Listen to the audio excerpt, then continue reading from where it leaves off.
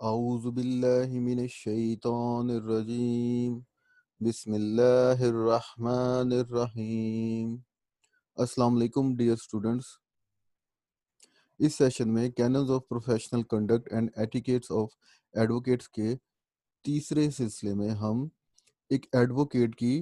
Duty towards the court کیا ہے، جو کہ the Pakistan bar council and legal practitioner rules 1976 کے رول نمبر 159 سے لے کر 167 میں بیان کیے گئے ہیں۔ تو بیٹا سب سے پہلے عدالت کیا ہے؟ تو بلیکس لا ڈکشنری ہمیں بتاتی ہے کہ یہ ایک تصوراتی اور سیاسی بینگ ہے جو کہ ایک یا ایک سے زیادہ ججز پر مشتمل ہوتا ہے، جو کہ مقرر کردہ ہوئے جگہ اور وقت پر بیٹھتے ہیں اور جن کے سامنے پراپر آفیسرز پیش ہوتے ہیں، اور یہ لافل اتھارٹی، قانونی اتھارٹی رکھتی ہے، اور مقصد اس کا کیا ہے؟ انصاف کی عملداری۔ قانون شہادت آرڈر 1984 کا سیکشن 2A بیان کرتا ہے کہ کورٹ میں تمام ججز، مجسٹریٹ اور ایسے لوگ شامل ہیں جن کو قانونی طور پر یہ اتھارٹی حاصل ہے کہ وہ شہادت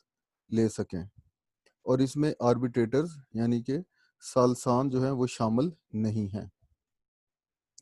تو بیٹا پہلی ڈیوٹی جو ایڈوکیٹ کی ہے ٹورڈز دا کورٹ، رول 159 میں بیان کیا گیا ہے ریسپیکٹفل ایٹیچیوڈ۔ یہ ہر لائر کی ذمہ داری ہے کہ وہ عدالت کی طرف اس کا رویہ فرمانبردارانہ قسم کا ہونا چاہیے، اور مقصد اس کا یہ نہیں ہے کہ اس وقت جوڈیشل عہدے پر جو بندہ ٹیمپریری طور پر بیٹھا ہوا ہے اس کی کوئی عزت و تکریم ہے، بلکہ یہ ہمیشہ کے لیے وہ کرسی جس پر یا وہ عہدہ جس پر وہ جج اس وقت بیٹھا ہوا ہے تو اس کو اہمیت ہے۔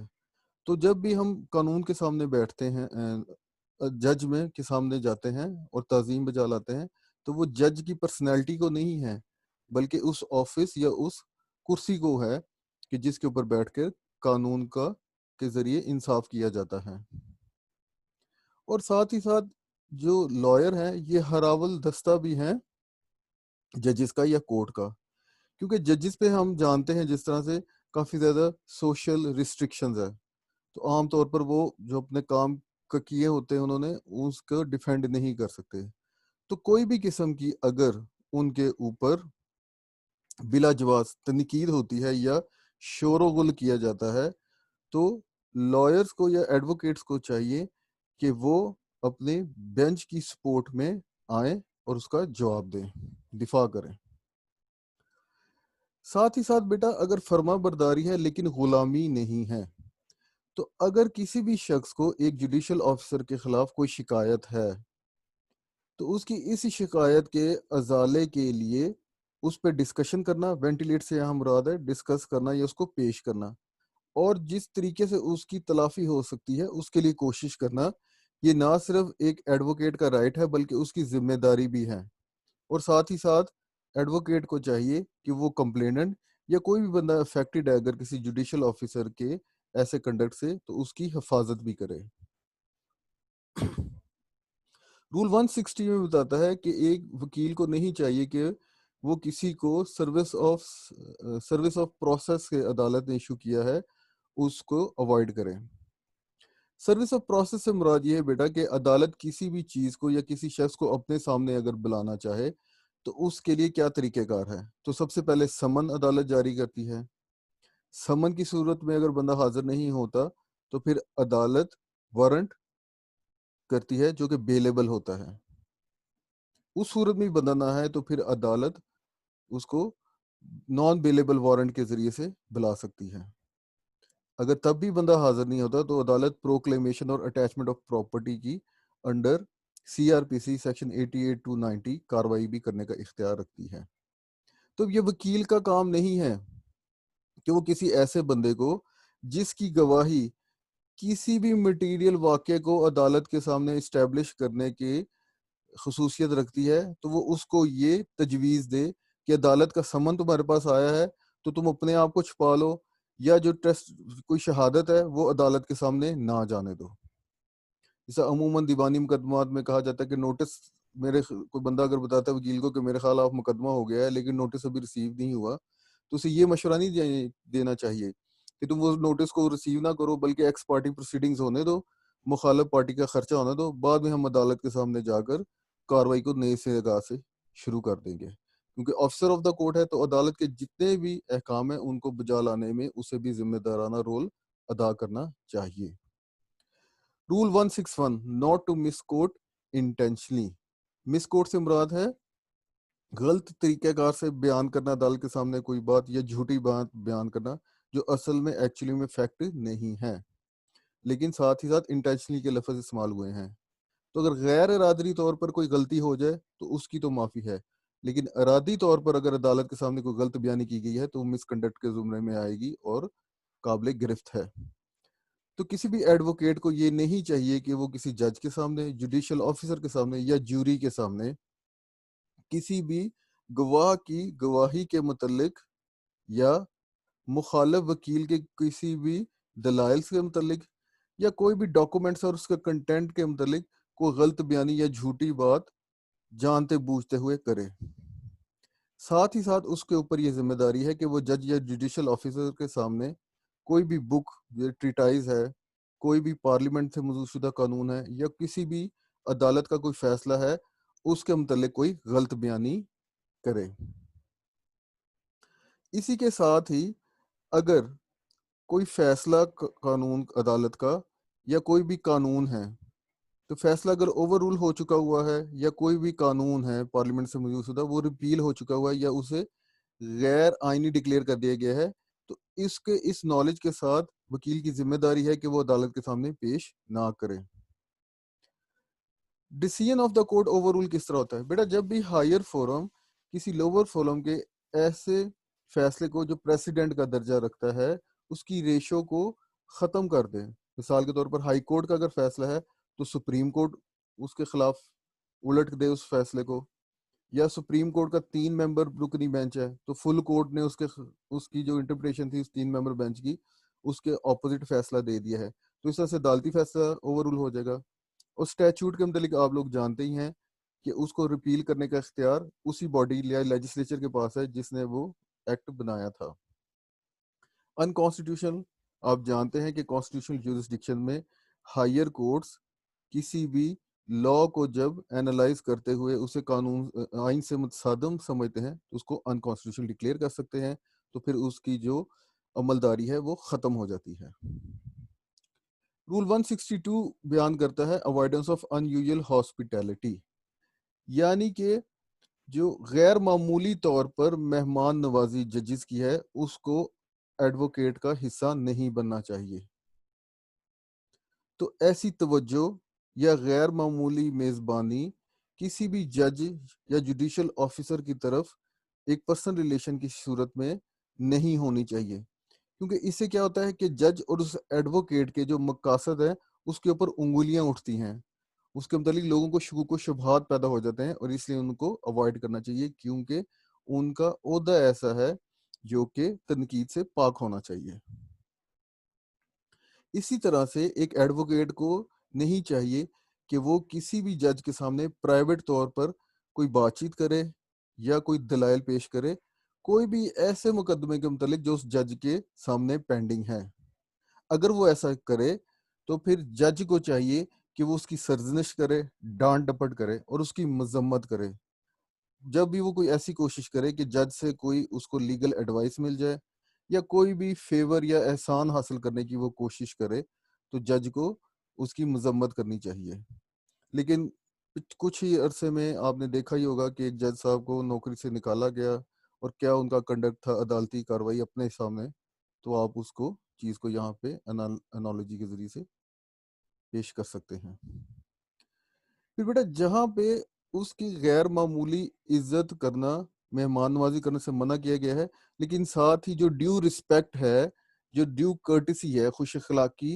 اور عزت کے ساتھ جج کے ساتھ پیش آنا، اس کا دوبارہ سے یہاں پر اظہار کیا گیا ہے کہ بینچ یعنی کہ ججز اور بار یعنی کہ ایڈوکیٹس کے درمیان میں ضروری طور پر اخلاق یافتہ اور اچھے پیشہ ورانہ تعلقات ہونے چاہیے۔ اور یہ ایک ایڈوکیٹ اپنی پیشہ ورانہ ذمہ داریوں کو آزادانہ طریقے سے ادا کرتے ہوئے اور جج کی رسپیکٹ اور کرٹیسی کو بھی مد نظر رکھتے ہوئے ادا کر سکتا ہے. سیلف رسپیکٹنگ انڈیپینڈنس جو ہے وہ کسی وکیل کو اس بات پر مجبور نہیں کرتی کہ وہ ججز کی عزت کو یا تو ڈینائی کر دے، اس کو ماننے سے انکار کر دے، یا اس میں تخفیف یا کمی لے آئے. Rule 163 no suppression of facts. اب ایڈوکیٹ جو ہے جیسا پبلک پروسیکیوٹر ہیں، سرکار کے طرف سے پیش ہوتے ہیں کسی بھی کرمنل ٹرائل میں، اس کی جو پرائمری ڈیوٹی یہ نہیں ہے کہ مجرم کو سزا دے، بلکہ اس کی ذمہ داری ہے کہ انصاف ہو. اور اسی طرح سے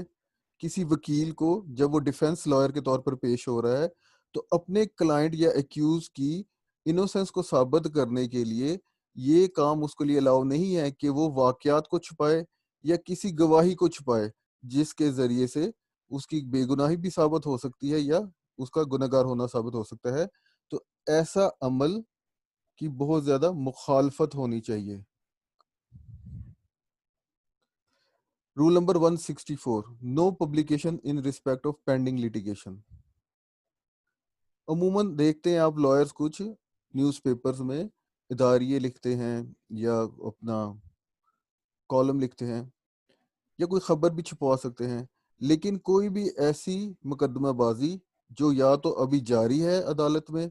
یا جس کے کوئی ایسا واقعہ ہے جس کے متعلق یہ سوچ ہے کہ عدالت میں یہ جائے گا، اس سلسلے میں ہر ایڈوکیٹ کو اوائڈ کرنا چاہیے اس کے متعلق اخبار میں کوئی سٹیٹمنٹ یا اوپینین دینے سے. اس سے مقصد کیا ہے جناب، کیونکہ اس طرح کی جو اوپینین ہوگی وہ جو فیئر ٹرائل کا کانسیپٹ ہے عدالت کا اور ایڈمنسٹریشن جسٹس کا ڈیو پروسیس کا جو سسٹم ہے اس کے خلاف جائے گی ایسی بات. تو اس کی کنڈیمنیشن ہونی چاہیے نیوز پیپر میں ایسی پبلیکیشنز کی.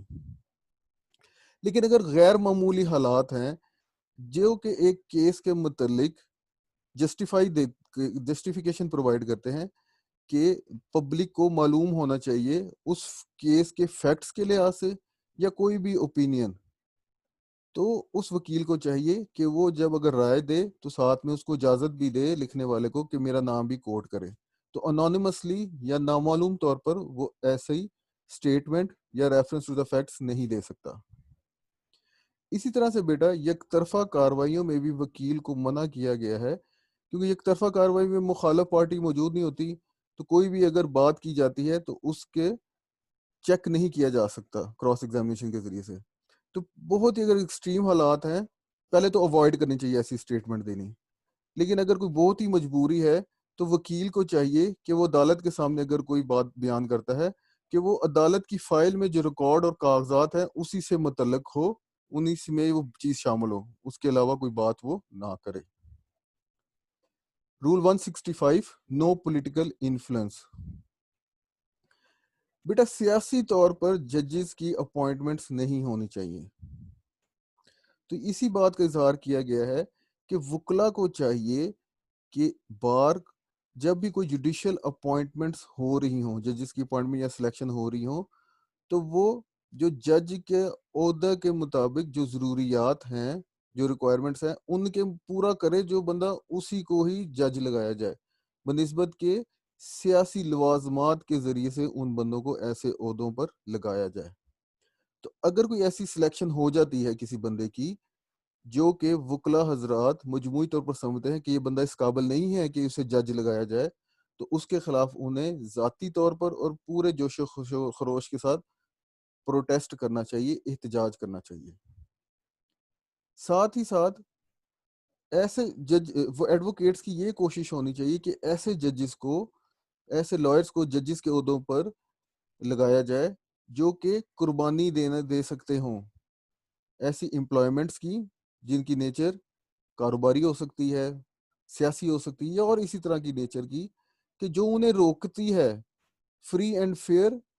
ٹرائل کے متعلق. جو ان کے سامنے عدالت کے سامنے ایشوز یا کوسچن ریز ہوتے ہیں تو ان کے متعلق غیر جانبدارانہ طور پر، آزادانہ طور پر انہیں فیصلے کرنے سے جو چیز روک سکے، یعنی کہ کوئی کاروبار،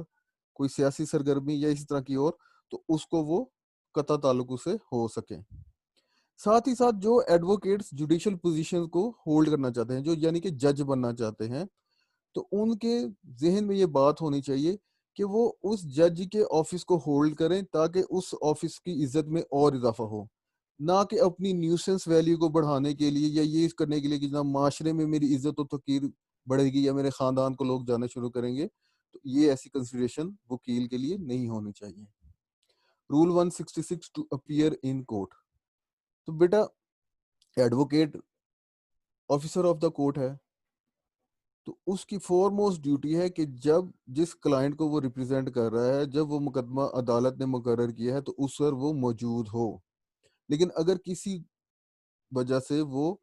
عدالت میں اس وقت مقررہ وقت پر موجود نہیں ہو سکتا تو اسے چاہیے کہ وہ متبادل انتظامات کرے، ٹھیک ہے، اپنے بہاف پر بنا کسی اور وکیل کو پیش ہونے کے ادھر انتظامات کرے.